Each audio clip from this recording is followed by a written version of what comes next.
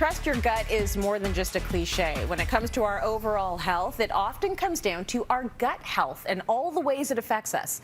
Dr. Joey is here to give us better insight. And Joey, you were part of a project with Renew Life where you worked with 20 Canadian women to dive into their gut health and the importance it plays in their everyday lives. So why is gut health so important, and what sort of things did you discover from this project? Your microbiome, and I'm sure you've heard that word, contains millions, if not trillions, of cells, bacteria, and other viruses, and we know that it can impact health, mood, sleep, even weight loss. So there's certain things that can affect your microbiome, your stomach health, and that are things like nutritional deficiencies or stress or chronic use of antibiotics or aging. As we get older, the good bacteria goes down. So to answer your questions, we worked with these 20 women and we found out really interesting things. One woman was 26 years old and she had really low good bacteria and she was pretty tired, she was fatigued. Another woman who's around my age, 3 kids, we found something else and she was suffering from chronic constipation. So with the help of a naturopath, we had an at-home test that helped us really decipher and take a deep dive into what was going on with the microbiome and the gut health of these 20 amazing Canadian women. I love that you did this study. Okay, so what are steps are many of these women taking to improve their gut health, and are they steps that maybe we could incorporate into our everyday lives as well? Oh my gosh, yes, these are easy steps. We should all be doing it. It's all about your gut and your pipes. First one is to focus on prebiotic food, Trace, and that's such an easy thing for us to do. So prebiotic foods, when you eat them, they set the stage for probiotics to take hold in your gut. So things like onions or dandelion greens or garlic or leeks, those are considered prebiotic foods. And I can post a list of those prebiotic foods on our website so we can see just how to get them into the diet. The second, and I know Mare talks about this a lot, is fiber, fiber, fiber. So eating things like berries and psyllium and chia seeds.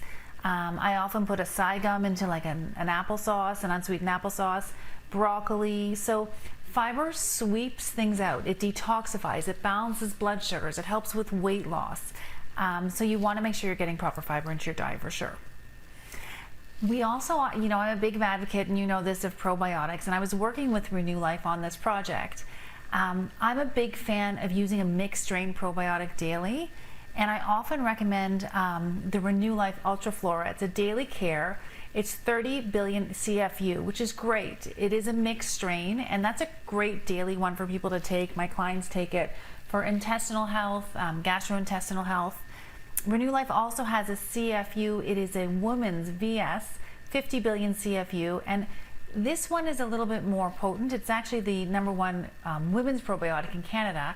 It contains lactobacilli, and lactobacilli is the dominant strain in the vaginal microbiome. So also very important for women to know about. So I'm a big fan of probiotics. Now, you and I have talked about omega-3 so many times. Yes, omega-3 rich foods you have mentioned before. Now, why is that important for our gut health?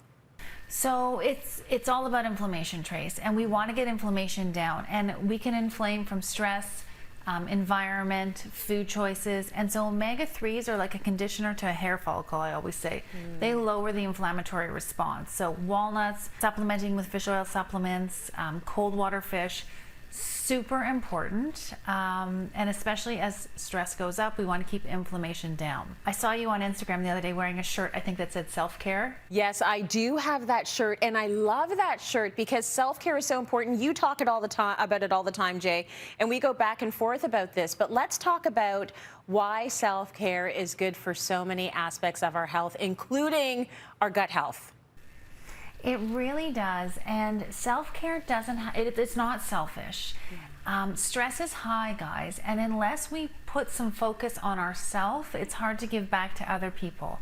And so I love to catch people before they burn out, because after they burn out, it takes me a little bit more time to get them back.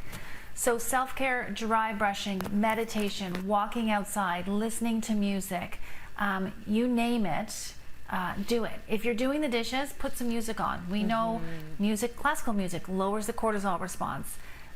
Go hug your dog, go hug your family. But whatever you need to do for self-care, do it. I mean, I know it sounds ridiculous. I've started straightening my hair even through the pandemic. I was like I was like, no, I need to feel good about myself. I need to start doing some stuff. So whatever makes you feel good and joy, do that. It is not silly. It is very smart, and all of those little things, Joey, it's almost all we have these days. So if lighting a candle is going to switch up your atmosphere, do that. Like, we have very little control over what's happening in the world. So do the little things, straighten your hair, light the nice candle, hug the puppy. Yeah.